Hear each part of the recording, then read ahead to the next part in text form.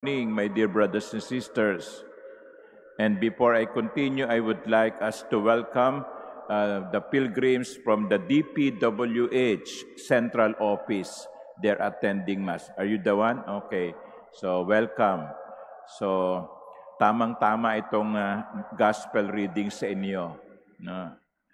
In the gospel, Jesus said to the apostles who just returned from work, He said, "Come away by yourselves to a deserted place and rest a while." So bumalik yung mga alagad matapos ang kanilang pagmimisyon.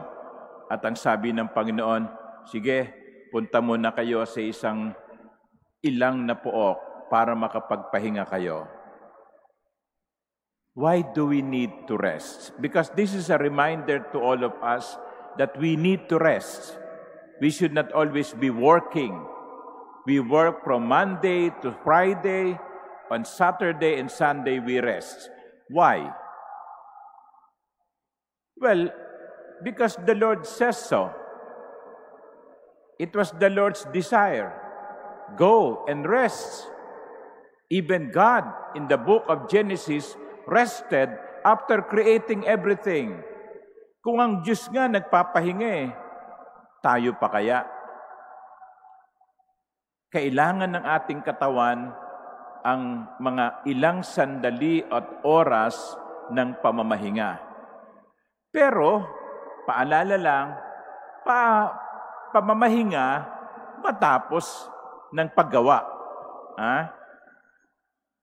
You rest after work. If you don't work, you don't need to rest because you have been resting all the time. No? May mga ganun tao no? Sabi, pagod na pagod ako kapapahinga. Ayun, no? Okay. So, dapat magtatrabaho. Pero pagkatapos ng trabaho, kinakailangang magpahinga. Yon ang gusto ng Diyos. Hindi tayo, kahit nga makine, no? Pinagpapahinga Kahit nga mga sasakyan, kahit mga hayop, pinagpapahinga. Tayo pa kaya? And that is the reason, by the way, why there is a Jubilee year. In the Old Testament, every 50th year is a Jubilee year. And in the Old Testament, it is very clear, during Jubilee year, no planting should be made. Walang magtatanim para daw ang lupa ay makapagpahinga. That is the reason for the Jubilee year in the Old Testament, to rest.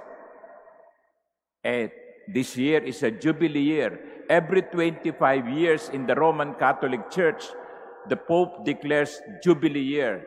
We are in a Jubilee year. We are on 2025. The last regular Jubilee was in 2000, the Great Jubilee of 2000. So mapalad tayo sapagkat inabot natin yung isang Jubilee. The next Jubilee will be in 2050. Ewan ko kung buhay pa tayo dun. No? So, kaya mapalad tayo sapagkat binibigyan tayo ng pagkakataon na magpahinga.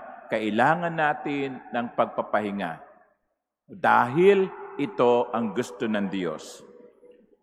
But the other reason why we should rest is our resting is also an act of trusting. Ang pagpapahinga ay tanda ng pagtitiwala. Parang isang magsasaka, matapos niyang magbungkal ng lupa at magtanim, nagpapahinga siya at ibinibigay niya sa kamay ng Diyos ang lahat. Well, Lord, nagtanim na ako, bahala ka na. Nagtitiwala ang magsasaka na ang Diyos ay gagawin ang kanyang dapat gawin. We trust. You see, sometimes we work so much, it is as if everything depends on us. No. Yung bang hindi maiwan yung trabaho kasi, baka hindi mangyari pag hindi matapos, no? Hindi lang naman ikaw ang tao sa opisina. Okay. At hindi lang naman ikaw ang kumikilos, meron din namang Diyos na gagawa at kikilos ayon sa pangailangan natin. So, why do we need to rest? Because God wants us to, and God wants us to trust in Him. So the question is, do I take time to rest? Or do I think that I am the Savior of the world? We are not. God is. Amen.